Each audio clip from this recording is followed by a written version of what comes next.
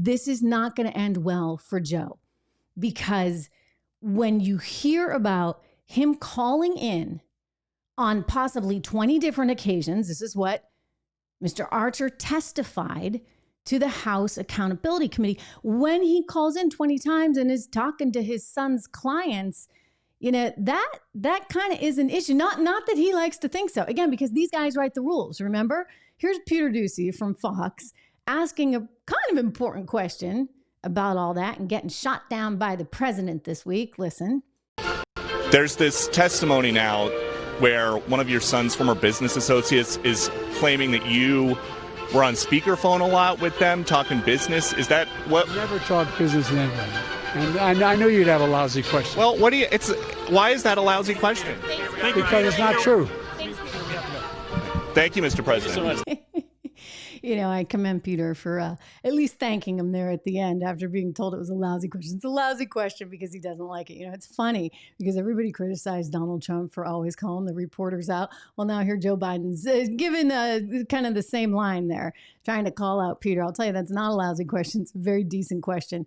Apparently, Peter then reported that the White House called him right back after that little exchange. He hadn't even made it to his car and the White House was on the line. I just have to ask, what is Biden now having the White House call and defend him for? So this is now our resources, right? The PR team effectively that's working for Joe Biden and the White House on behalf of the American taxpayer is being used to spout some nonsense because it might get Hunter Biden and Joe Biden in a whole lot of trouble.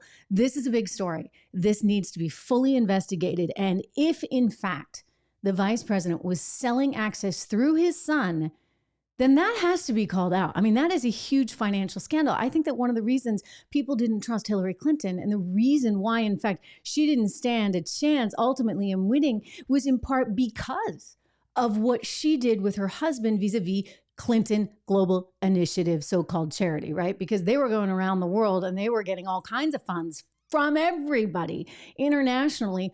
Oh, well, wait a second. She was Secretary of State. Again, it just doesn't look right. I mean, at least Bill waited till he was out of office. And, at some point, you just got to say, listen, we're all family here. We're all family. And because we're family, we have to live up to a certain standard. I realize people like to say, oh, well, look at the Trump kids. Well, I'm sorry, but the Trump kids, guess what? They were in that business long before their dad was ever president.